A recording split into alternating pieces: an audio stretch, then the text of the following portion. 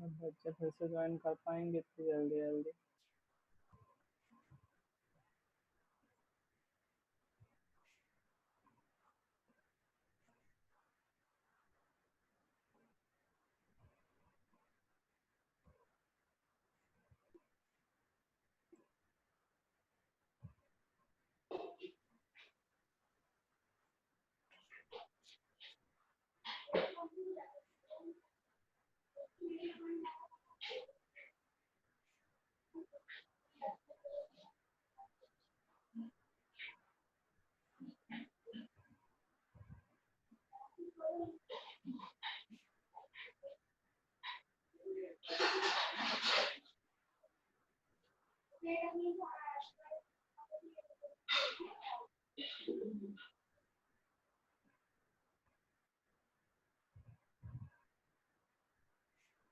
चलो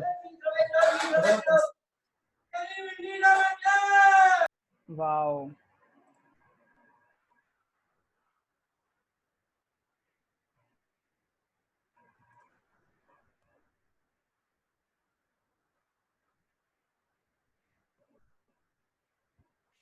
चलो आ जाओ वापस इस पे।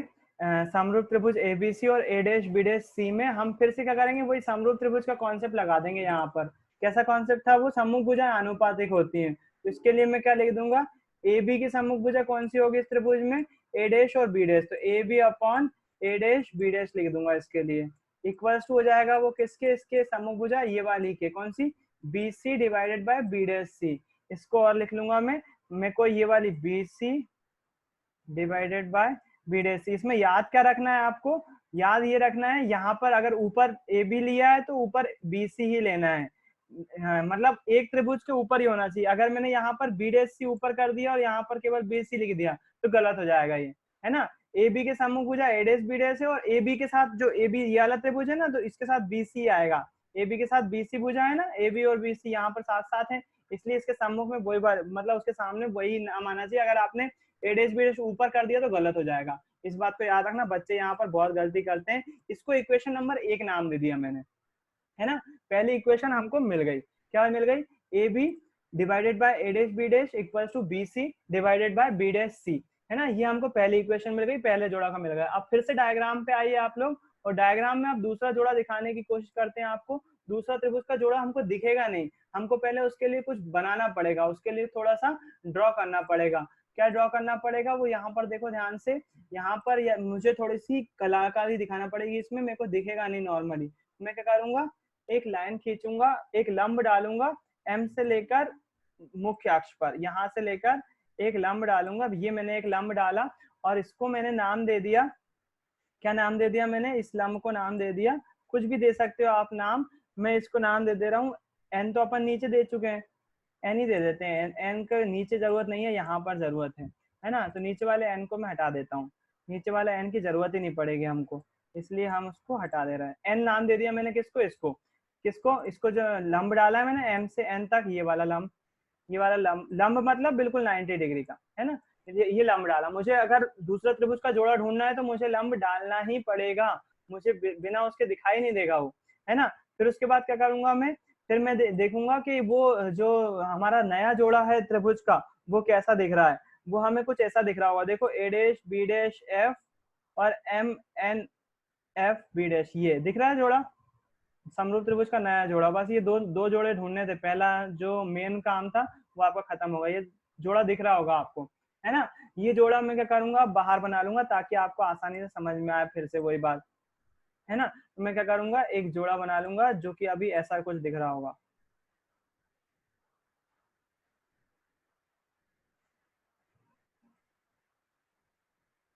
ये एम एन हो गया, फिर उसके बाद एम एन के बाद ये पूरी लाइन हो गई, फिर उसके बाद ये छोटी वाली लाइन हो गई, और इन दोनों को क्या करना है, जोड़ देना है। ये कुछ ऐसा जोड़ा हमको दिखाई दे रहा है, हम इसको नाम दे देंगे एम एन, जो है नाम वही दे रहा हूँ, जो बिंदु है ये वाला, इसको एफ नाम दिया, इसको बी डैश, इसको ए डैश। अब इस जोड़े में थोड़ी सी दिक्कत है। इस जोड़े में क्या दिक्कत है, मैं बताता हूँ, इसमें दो चीजें आपको करना पड़ेंगी। दो चीजें कैसे करना पड़ेंगी? सबसे पहले तो हम इसकी सम्मुख भुजाएं अनुपातिक होता है वाला चीज लिख लें। जब सम्मुख भुजाएं अनुपातिक वाला सीन लिखेंगे तो लिखना पड़ेगा आपको एम एन। एम एन के सम्मुख भुजा कौन सी है? देखो आप ध्यान से, एम एन के सम्मुख भुजा है ए डैश बी डैश। ये वाली भुजा के सम्मुख भुजा ये वाली है ना, ये वाली के सम्मुख ये वाली भुजा है, दिख रही है आपको सामने, मैंने पहले ही बताया। एम एन के सम्मुख भुजा M A dash B dash है, तो बटे में लिख लिया A dash B dash. Equals to लिखेंगे, इक्वल्स टू BC, जो हमको ये वाली भुजा है, मतलब ये वाली भुजा है, इसको भी लिख लेंगे हम। तो इस भुजा को कैसे लिखेंगे? MN इस साइड लिखा है ना, ऊपर साइड लिखा है, तो पहले NF लिखूंगा मैं, B डैश F पहले नहीं लिख सकता। मैंने लिख दिया N और F, N और F divided by B dash F, B dash F। ये मैंने उसकी दूसरे त्रिभुज के लिए वो बना दिया। अच्छा, मुझे इसको समीकरण नंबर 2 नाम दे सकता हूं मैं, लेकिन दूंगा नहीं। देने से पहले मुझे दो चीजें करना पड़ेंगी इसमें, है ना। आपको एक बात याद रखना है, इस समीकरण को आपको जो मैंने बताया दूसरा त्रिभुज जोड़ोगे और दोनों को कंपेयर करना है। इस वाले इक्वेशन को इससे कंपेयर करना है, तो हमको इसके जैसे बनाना पड़ेगा पहले।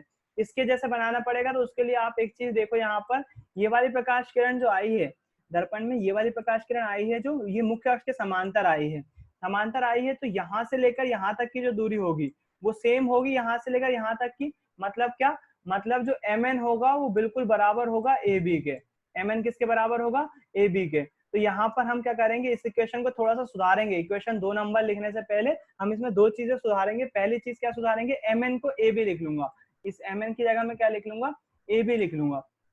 MN की जगह मैंने लिख लिया AB, AB divided by A dash B dash, बाकी की इक्वेशन वैसी की वैसी, है ना, और equals to NF divided by B dash F। यहाँ में रीजन लिखना पड़ेगा मुझे कि मैंने ऐसा क्यों करा, MN को AB क्यों लिखा है। तो मैं यहाँ लिखूंगा MN बराबर है AB के। गणित में अपन सॉल्व करते हैं ना, तो रीजन देना पड़ता है अपन को कि आपने क्यों ऐसा किया। तो मैंने क्या रीजन क्या दे दिया? MN AB के बराबर है, इसलिए मैंने उसको MN की जगह AB लिख दिया। मैं अभी भी एक चीज और करूंगा। एक चीज क्या करूंगा? दर्पण का द्वारक छोटा होता है। दर्पण का द्वारक छोटा कैसे होता है? जब अपन ये वाला दर्पण देख रहे हैं ना, नॉर्मली रियलिटी में इतना कर्व में बना रहे हैं अपन कि इतना कर्व होता है, इतना ज्यादा कर्व होता है, या कोई सा भी कर्व इतना होता है, या उत्तल दर्पण बना तो इतना होता है। रियलिटी में ये बहुत कम होता है। रियलिटी में ये ऐसा होता है दर्पण, रियलिटी में ऐसा होता है। तो जब आप इसका द्वारक खींचोगे ना, द्वारक खींचोगे तो वो लगभग लगभग कहाँ जाता है? ध्रुव पे ही आ जाता है। दर्पण का द्वारक जो है वो रियलिटी में बहुत छोटा होता है, मतलब सीधी लाइन ही दिखती है वो लगभग लगभग। यदि मैं आपको आपको कभी जब क्लास में दिखाऊंगा ना दर्पण, तो आप देखोगे वो दर्पण केवल इतना कर्व वाला रहता है। जब इतना वाला कर्व वाला रहता है और हम इसका द्वारक खींचेंगे, वो लगभग लगभग ध्रुव पे ही आ जाता है। अभी हमने न्यूमेरिकल में जो दर्पण लिया हुआ है ये बहुत ज्यादा कर्व में लिया हुआ है। रियलिटी में इतना कर्व नहीं होता, रियलिटी में बहुत कम होता है, इतना ही होता है केवल। जब इतना होता है तो उसका द्वारक भी कैसा होता है? बहुत छोटा होता है। द्वारक छोटा होता है ना, तो ये जो P बिंदु है, P बिंदु लगभग लगभग N के ऊपर ही रह जाता है। मतलब मैं P की जगह N लिख सकता हूँ, बिल्कुल लिख सकता हूँ, या फिर इसका उल्टा भी लिख सकता हूँ, N की जगह P लिख सकता हूँ, N की जगह P लिख सकता हूँ। तो अब मैं क्या करूंगा, इस वाली इक्वेशन में N की जगह क्या लिख दूंगा? P लिख दूंगा। वही चीज जो है मैं आपके लिए कर रहा हूँ। इसको क्या कर रहा हूँ, अब मैं N की जगह P लिख रहा हूँ आखिरी में। बिल्कुल इक्वेशन को सही लिखने के लिए दो चीजें करना पड़ी मुझे। MN को लिखना पड़ा AB और NF को लिखना पड़ा, अब लिख रहा हूं मैं NF को PF। दो चीजें करना पड़ी। और यकीन मानो ये वाला क्वेश्चन जो है वो 2 साल से नहीं पूछा गया है, क्योंकि पुरानी बुक में था, नई बुक में से हटा दिया गया है। इसलिए ज्यादा ध्यान से पढ़ने की जरूरत नहीं है, लेकिन एज अ मैथ्स बहुत अच्छा क्वेश्चन है और आपका दिमाग खोलने वाला क्वेश्चन है। इतनी सारी चीजें करते हैं ना और हमसे बन जाती है यदि, तो हमको जो है बहुत ज्यादा सेटिस्फेक्शन मिलता है कि यार इतना बड़ा न्यूमेरिकल कर लिया मैंने, बहुत आसानी से बन जाएगा फिर तो सब चीजें। तो यहाँ पर लिखेंगे दर्पण का द्वारक, रीजन क्या देंगे? दर्पण का द्वारक छोटा है। जब दर्पण का द्वारक छोटा होगा तो N बिंदु काय में कन्वर्ट हो जाएगा? वो कन्वर्ट हो जाएगा P में। यहाँ लिखेंगे दर्पण द्वारक छोटा, का लिखना भूल गया मैं बीच में। दर्पण का द्वारक, बीच में कोई चीज भूल जाते हैं तो ऐसा एरो बनाते हैं और ऊपर लिख देते हैं दर्पण का द्वारक छोटा, ये लिख दिया। अब हमारे पास ये दूसरी इक्वेशन आ गई, पहली भी आ गई, दूसरी भी आ गई। हम क्या करेंगे, इन दोनों इक्वेशन को फिर से लिख लेंगे पहले ऊपर अलग से, ताकि हम अच्छे से सॉल्व कर सकें, है ना। इसको मैंने उठाया और कहाँ ऊपर साइड लिख लिया ताकि हम इसको सॉल्व कर सकते। ये मैंने पहली इक्वेशन लिख ली, फिर उसके बाद दूसरी इक्वेशन उठाई। दूसरी इक्वेशन कहाँ पर है भैया, यहाँ पर है। तो दूसरी इक्वेशन में हमने जो मॉडिफिकेशन करा वो उठाया और कहाँ लिख लिया, ऊपर लिख लिया, यहाँ पर। ये हो गई दूसरी इक्वेशन। हमको ये दो इक्वेशन प्राप्त हो गई। इसको समीकरण नंबर 2 नाम दे दूंगा मैं। अब देखो हमको समीकरण 1 और 2 को कंपेयर करना है, तो हम यहाँ पर लिखेंगे समीकरण नंबर 1 व 2 की तुलना करने पर। समीकरण, आप ऐसा लिखते होगे ना भाई कई बार, समीकरण 1 व 2 की तुलना करने पर। समीकरण 1 व 2 की तुलना करने पर। तुलना करने पर देखो ध्यान से, आपको इस समीकरण में दो पर एक पक्ष जो है सेम दिख रहा होगा, A B upon A dash B dash, A B upon A dash. जब बाएं पक्ष बराबर है तो इन दाएं पक्षों को हम बराबर लिख सकते हैं, ये दाएं पक्ष बराबर आ सकते हैं, बिल्कुल आ सकते हैं, है ना, आ सकते हैं कि नहीं?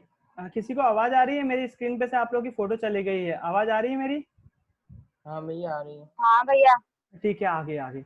तो ये हो गई समीकरण नंबर 1 और 2। समीकरण नंबर 1 और 2 हमको बाएं पक्ष बराबर दिख रहे हैं तो दाएं को बराबर लिख सकते हैं हम इसमें, तो दाएं को बराबर लिखते हैं। जब दाएं को बराबर लिखेंगे तो हमको कुछ ऐसा मिलेगा, B C divided by B dash C equals to P F divided by B dash F. इसको दे देंगे समीकरण नंबर 3 नाम। अब जाके आपका 60% क्वेश्चन सॉल्व हो गया, 60% क्वेश्चन जो है वो सॉल्व हो गया। अभी भी 40% बचा हुआ है ना। तो अब हम क्या करेंगे, ये जो हमें समीकरण नंबर 3 प्राप्त हुआ है ना, इसकी वैल्यू निकालेंगे कि हमें वैल्यू कितनी पता है, कितनों की पता है और कितनों की नहीं पता है। तो सबसे देखो बीसी की वैल्यू हमें पता है कि नहीं, तो उसके लिए हमें पहुंचना पड़ेगा डायग्राम में। डायग्राम में बीसी कहाँ पर है, बीसी को ध्यान से देखोगे आप तो बीसी आपको ये दिखेगा, यहाँ से बी से लेकर सी तक की दूरी। क्या आपको बी से लेकर सी तक की दूरी पता है? नहीं पता है। कैसे निकालेंगे? आप देखो, यदि मुझे इतनी दूरी पता है, इतनी दूरी पता करना है, इतनी दूरी पता करना है, यदि मैं इसमें से ये जो u की वैल्यू है इसमें से इसको घटा दूंगा, इसमें से इसको घटा दूंगा, तो केवल इतनी दूरी बचेगी, इतनी दूरी बचेगी। वही, आवाज नहीं आ रही। हेलो हेलो हेलो, हाँ आने लगी। हाँ, तो हमें क्या करना है, बीसी पता करना है। बीसी पता करना है मतलब इतनी दूरी पता करना है, इधर से लेकर इधर तक की बीसी की दूरी पता करना है। बीसी हमको पता नहीं है, तो बीसी पता करने के लिए क्या करूंगा, मैं इस पूरी लाइन में से इस वाली लाइन को मतलब इतने को घटा दूंगा, इतने को क्या करूंगा, घटा दूंगा। जब मैं इतने को घटा दूंगा तो मुझे कितना मिलेगा, देखो मैंने इस लाइन में से इतना घटा दिया यदि, तो मुझे इतना मिल जाएगा। और ये क्या होगा, यही तो बीसी होगा, बीसी यही तो चाहिए हमको। तो हम क्या करेंगे, माइनस यू में से माइनस आर को घटा देंगे, तो हमें क्या मिल जाएगा, बीसी मिल जाएगा, है ना। तो अब यहाँ पर फिर से इक्वेशन में आते हैं, बीसी की जगह क्या लिखूंगा मैं, माइनस यू में से माइनस आर को घटाना है मेरे को, तो बीसी की वैल्यू आ जाएगी माइनस यू माइनस, अच्छा आर की वैल्यू माइनस आर है तो वो माइनस माइनस आर आएगी। समझ में आया ये कैसे किया? नहीं आया होगा, एक बार फिर से देखते हैं। यहाँ पर देखो, मैं इस वाली लाइन को फिर से यहाँ रीड्रॉ कर रहा हूँ, रीड्रॉ कर रहा हूँ, किस लिए कर रहा हूँ, ताकि आपको मान बता सकूं। ये वाली लाइन को मैं उठाता हूँ यहाँ से, कॉपी, और यहाँ पर पेस्ट कर रहा हूँ फिर से। ये वाली इतनी लाइन को मैंने उठा लिया, है ना। बाकी चीजों को मिटा दे रहा हूँ मैं।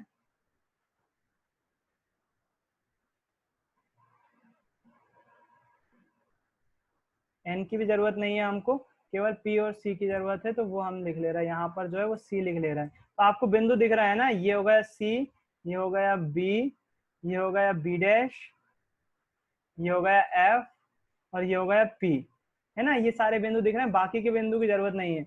ये रफ काम है, मैं आपको समझाने के लिए कर रहा हूँ, बाकी की जरूरत नहीं है हमको।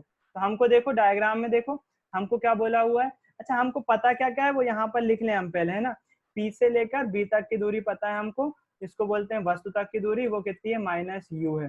पी से लेकर सी तक की दूरी भी हमको पता है, उसको बोलते हैं आर, माइनस आर है वो, है ना। फिर उसके बाद पी से लेकर बी डैश तक की दूरी भी पता है हमको, उसको बोलते हैं प्रतिबिंब तक की दूरी, माइनस वी। और पी से लेकर एफ तक की दूरी पता है हमको, वो कितनी है -f।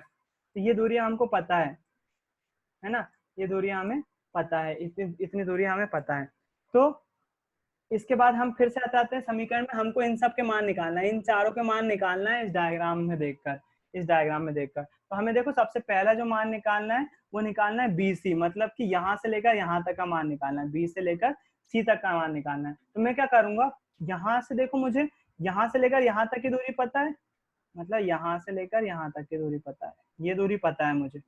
इस दूरी में से यदि मैं एक बार फिर से देखो, ये वाली दूरी मैंने लाइन में खींच ली, ये दूरी मेरे को पता है। इस दूरी में से मुझे पता कितनी करना है, इतनी पता करना है, इधर से लेकर इधर तक की दूरी पता करना है। यदि मैं बाकी की दूरी घटा दूंगा इसमें से, तो मुझे इतनी दूरी पता चल जाएगी ना। तो बाकी की दूरी क्या है, बाकी की दूरी जो ये टोटल इधर से लेकर इधर तक जो है वो R है, सॉरी P से लेकर B तक की दूरी कितनी है, U है, लेकिन हमें -U दी हुई है। -U में से मैं क्या करूंगा, इतनी दूरी कितनी है, वो -R है। U में से अगर मैं इस वाली को घटा दूं, इस वाली वैल्यू में से इस वाली को घटा दूं, तो मुझे इतनी वैल्यू मिल जाएगी, बिल्कुल मिल जाएगी। तो मैं वही करने जा रहा हूँ यहाँ पर। BC को लिखूंगा मैं -U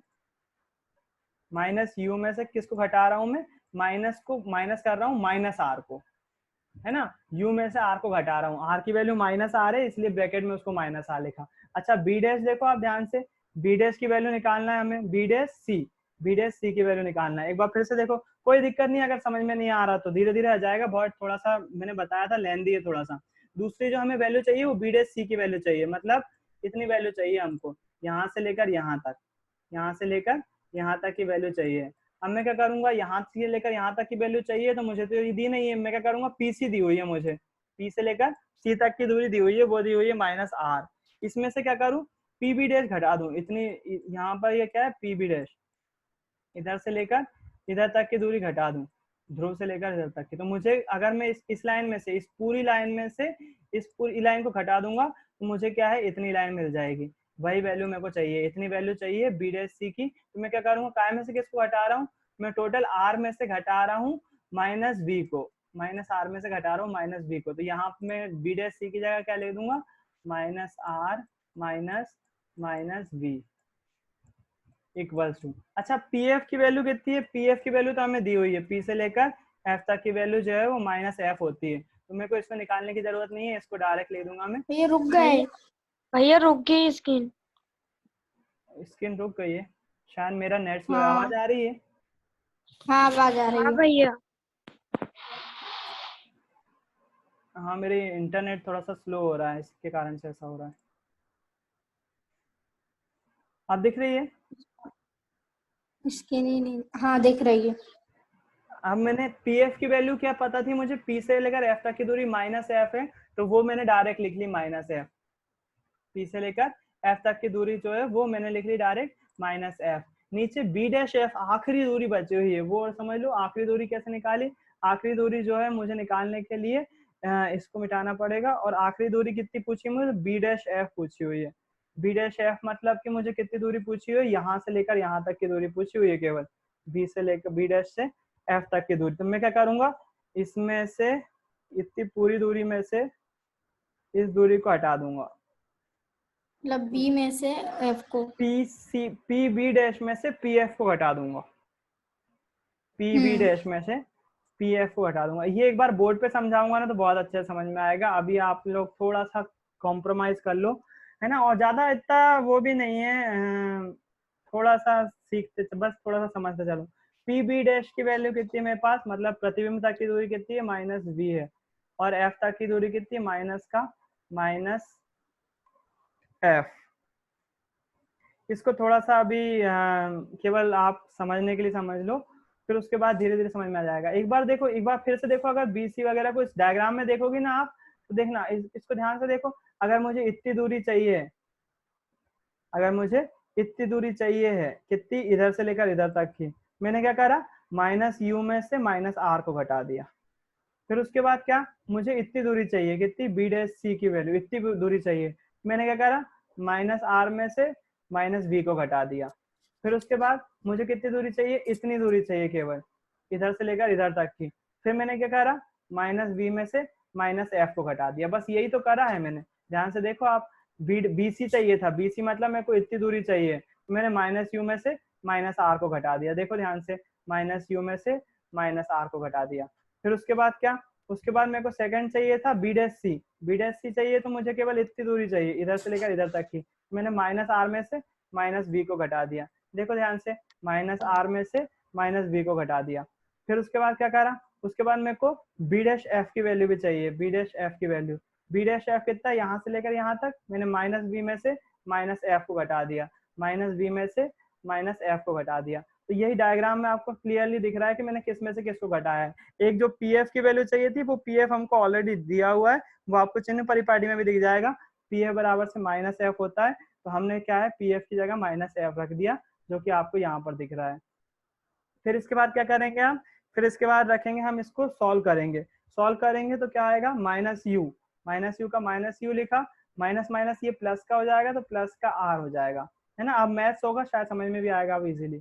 माइनस आर, ये माइनस माइनस क्या हो जाएगा, प्लस हो जाएगा, बी हो जाएगा, है ना। ये आर है, वी इक्वल्स टू एफ का एफ एज इट इज रहेगा, डिवाइडेड बाय माइनस का वी, ये माइनस माइनस क्या हो जाएगा, प्लस का एफ हो जाएगा, प्लस का एफ हो जाएगा। अब हम क्या करेंगे, इसका तिर्यक गुणा करेंगे।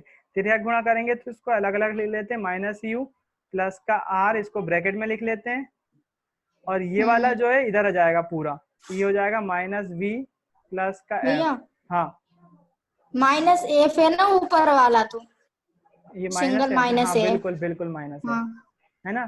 तो माइनस एफ ब्रैकेट में बचेगा माइनस का आर प्लस का वी। आज की क्लास के बाद देखना बच्चे बहुत कम होने वाले हैं, मुझे ऐसा लग रहा है, अंदर से ऐसा फील आ रहा है। आज की क्लास के बाद बच्चे कम हो जाएंगे। क्यों? क्योंकि इतना कठिन टॉपिक उठा लिया ना मैंने, इसलिए। ये टफेस्ट टॉपिक है आपकी, मेरे ख्याल से तो पूरी बुक का ही टफेस्ट टॉपिक है। अगर फिजिक्स में देखा जाए तो इससे टफ कुछ नहीं है ना। हाँ, मैंने इसको हाँ मैंने इसको थोड़ा सा अलग ले रहा हूँ ताकि इजीली समझ में आए ना।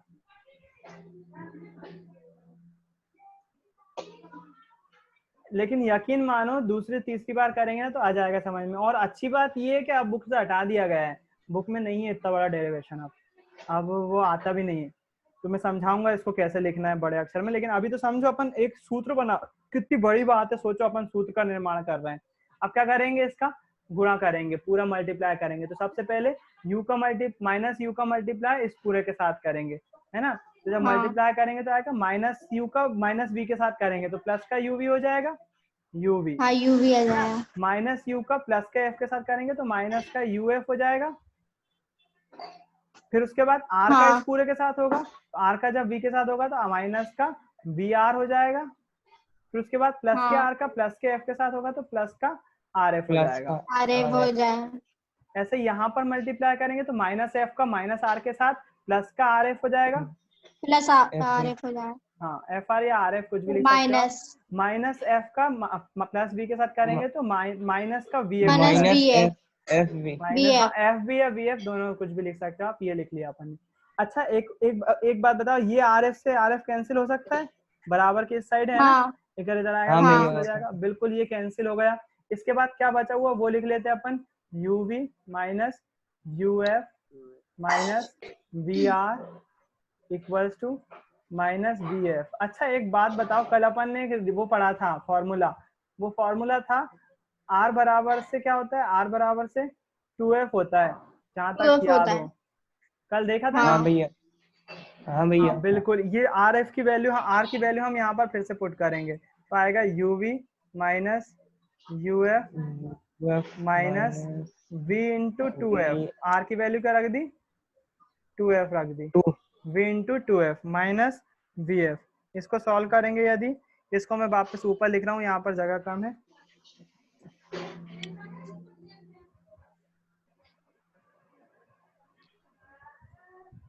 इसको ऊपर लिखते हैं, यहाँ पर लिख लेते हैं, ये आ गया ऐसा। इसको फिर से सॉल्व करेंगे यदि, तो U V minus U F, बस आ ही गया है ना, आंसर आ ही गया। इसको वी एफ लिख सकते हैं equals to minus V F. अच्छा ये 2VF इसका पक्षांतर कर हाँ। सकता हूँ, इधर चला जाएगा ये, हाँ भैया। हाँ क्योंकि VF है तो उसके VF के पास पहुंचा दो प्लस ताकि माइनस प्लस कर सके अपन। VF इस साइड जाएगा तो प्लस का हो जाएगा 2VF। अच्छा ये 2VF है और ये केवल VF है, तो 2VF में से एक VF खत्म हो जाएगा, कैंसिल हो जाएगा, तो UV माइनस UF हाँ इक्वल्स टू 2VF में से एक VF गया तो VF बचेगा केवल एक। VF बचेगा। हाँ VF बचेगा। और इसको यदि हम UVF से डिवाइड कर दें, पूरी इक्वेशन को सभी को UVF से डिवाइड कर दें, UVF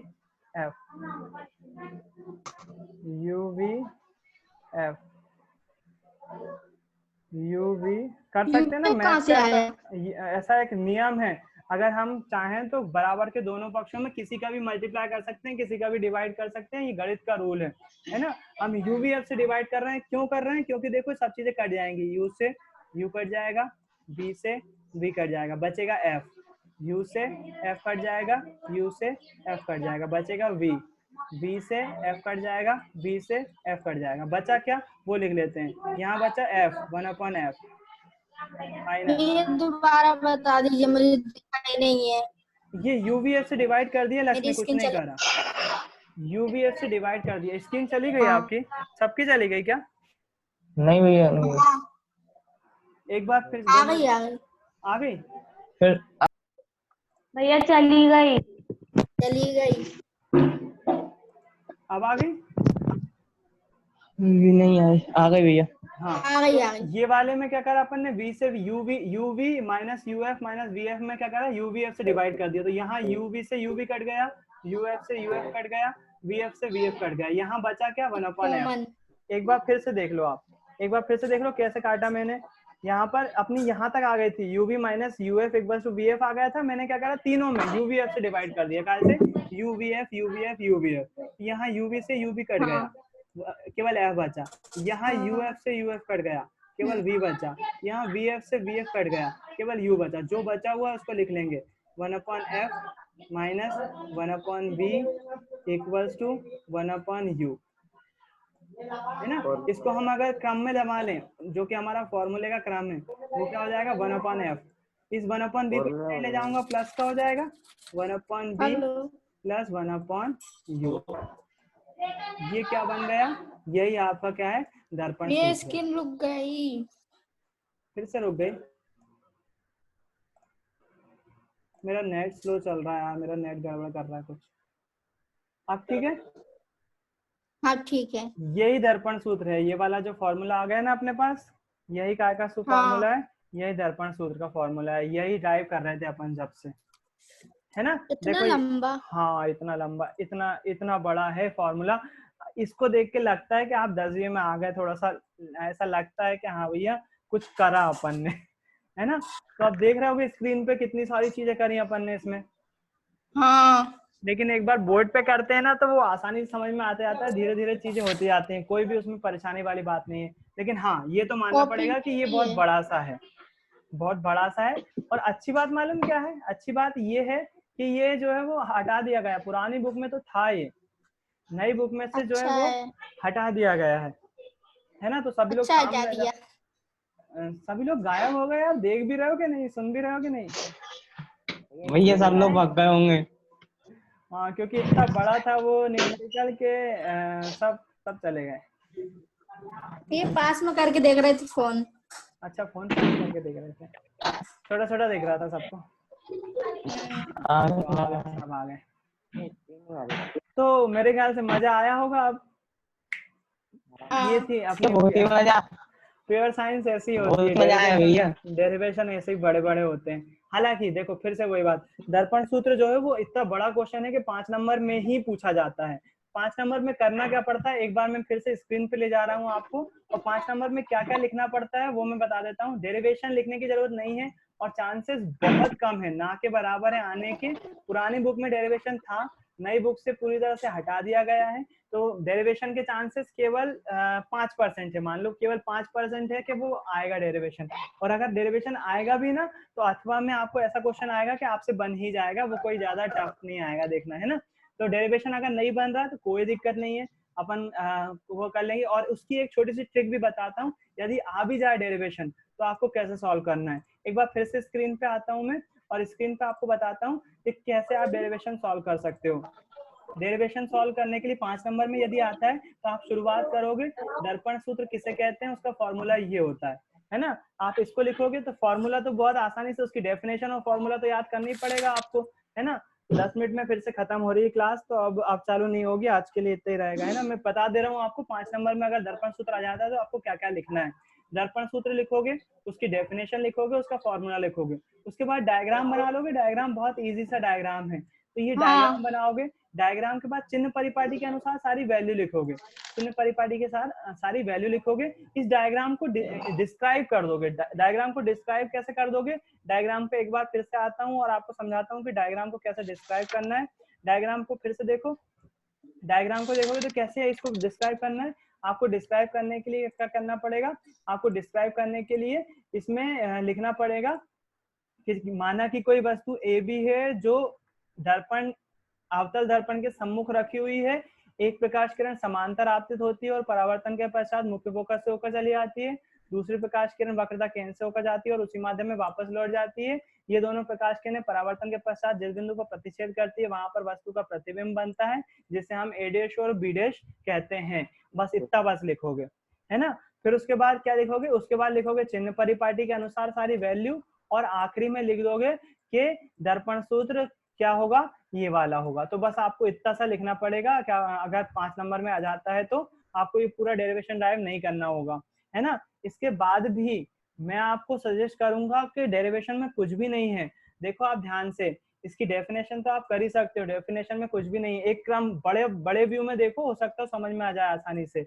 डेफिनेशन कर लोगे, इसका डायग्राम कर लोगे और ये चिन्ह परिपाटी के अनुसार वैल्यू लिख लोगे। सारी वैल्यू काय में आएगी, माइनस में आएगी, ये तो आप कर ही लोगे। उसके बाद क्या करना है, उसके बाद आपको त्रिभुज के, समरूप त्रिभुज के 2 जोड़े ढूंढना है। वो 2 जोड़े ढूंढ जाने के बाद पहला त्रिभुज जो बना हुआ दिखेगा वो इस साइड दिखेगा, इस साइड वाला त्रिभुज दिखेगा वो ऑलरेडी बना हुआ, उसमें कुछ नहीं करना है। बस उसके लिए डेरिवेशन, वो उसके लिए वो लिख लेना है फॉर्मूला। सम्मुख भुजाएं आनुपातिक होती हैं, उसके लिए जैसे ही फॉर्मूला लिखोगे उसका काम खत्म, उसको अलग कर दो। फिर उसके बाद दूसरा त्रिभुज बनाने के लिए आपको थोड़ी सी मेहनत करना पड़ेगी, इसमें एक लंब डालना पड़ेगा और त्रिभुज का जोड़ा ढूंढना पड़ेगा। जब वो त्रिभुज का जोड़ा मिल जाए तो उसकी भी इक्वेशन लिखेंगे, लेकिन इसको इक्वेशन नंबर 2 नाम नहीं देंगे, अभी नहीं देंगे। 2 चीजें करेंगे इसमें, 2 चीजें कौन कौन सी करेंगे, mn को चेंज करेंगे ab में, क्योंकि हमको इससे कंपेयर करना है, इसके बराबर लाना है इसको, है ना। तो mn को ab में कन्वर्ट कर देंगे और दूसरा काम क्या करेंगे, n को कन्वर्ट कर देंगे p में, n को कन्वर्ट कर देंगे p में। जैसे ही कन्वर्ट करेंगे फिर हम उसको दूसरी समीकरण नाम दे सकते हैं, दोनों समीकरण मिल जाएंगे। उसके बाद दोनों को कंपेयर करेंगे, तो कंपेयर करने के लिए हमने तुलना करी, तुलना करने पर हमें जो समीकरण प्राप्त होगा वही फाइनल हमारे लिए समीकरण होगा। उसमें क्या करेंगे, हमें बहुत सारी डिटेल जो है वो दी नहीं हुई है, तो वो BC की वैल्यू हमको निकालना पड़ेगी, दी नहीं हुई है। तो BC की वैल्यू जब हम निकालेंगे वो कितनी आएगी, u में से r को घटा दिया, हालांकि सारी वैल्यू माइनस में, इसलिए माइनस u में से माइनस r को घटाएंगे। फिर उसके बाद b डैश के लिए क्या करा, r में से v को घटा दिया, मतलब माइनस r में से माइनस v को घटा दिया। pf हमको दिया हुआ है, pf यहाँ पर माइनस f आसानी से दिया हुआ है। फिर उसके बाद b डैश f निकालना है, तो b डैश के लिए हमने क्या करा, b में से f को घटा दिया। अब जो हमारे पास डेरिवेशन आया ये वाला, बस इसके बाद तो कुछ भी नहीं बचा हुआ है। आपने इसको सॉल्व करना चालू किया, तो सॉल्व करने के लिए क्या करा, इसका गुणा इसके साथ करा, इसका गुणा इसके साथ करा, जिसको हम तिर्यक गुणा के नाम से जानते हैं। तिर्यक गुणा करा तो हमारे पास जो है वो इसको ऐसी डेफिनेशन, इसको काटते चले गए तो आखिरी में हमको ये मिला, आखिरी में हमको ये मिला। तो हमने एक चीज और लगाना है, r बराबर से 2f, r बराबर से 2f जैसे निकालेंगे उसको सॉल्व करेंगे तो आखिरी में हमारी ऐसी कंडीशन बनेगी, और आखिरी में क्या कर देना है, उसको uvf से डिवाइड कर देना है। तो हमारे पास क्या आ जाएगा, फॉर्मूला आ जाएगा, जो कि क्या होगा, दर्पण सूत्र का फॉर्मूला होगा। ये फॉर्मूला रट लो, भले डेरिवेशन अगर ना आए तो ना आए, लेकिन ये फॉर्मूला रट लो। ये फॉर्मूला जो है बहुत ज्यादा जरूरी है, 1/f equals to 1/v plus 1/u। इसी के साथ साथ ये चीजें आपकी YouTube पे मैं अपलोड कर दूंगा अभी, और पिछले भी सारे वीडियो अपलोड हैं और मैंने आप पब्लिक कर दिए हैं, केवल जरूरी नहीं है आपके पास लिंक हो, आप मेरे चैनल पे जाइएगा। अगर मेरा चैनल नहीं मिल रहा है आपको तो ankursharma.bhopal लिखिएगा गूगल पे, ankursharma.bhopal पे आपको मेरा चैनल दिख जाएगा। एक रोबोट बना हुआ है मेरा, मतलब मेरा चेहरा नहीं दिखेगा, एक रोबोट बना हुआ है, उसको मैं चेंज कर दूंगा। उसमें आप मेरी प्लेलिस्ट में जाइएगा और ऑनलाइन क्लासेस ढूंढिएगा प्लेलिस्ट में, है ना। तो सारी वीडियो वहां पर आपको मिल जाएंगी। मैं एक बार आपको प्लेलिस्ट की लिंक भी भेज दूंगा उसमें ग्रुप में, तो आपको सारी वीडियो एक के बाद एक जुड़ी हुई। प्रिंस आपने लेट ज्वाइन किया है, इसलिए आप वो सारी वीडियोस जो है वो उस पर देख सकते हो, है ना। प्रिंस है क्या? हाँ है। चलो, जो बच्चों ने लेट ज्वाइन करा है वो सारी वीडियो उस पर देख सकते हो, एक के बाद एक उसमें क्रम है, तो वो क्रम भी मैं दिखा दूंगा व्हाट्सएप पे, आपको सब चीजें सेंड कर दूंगा।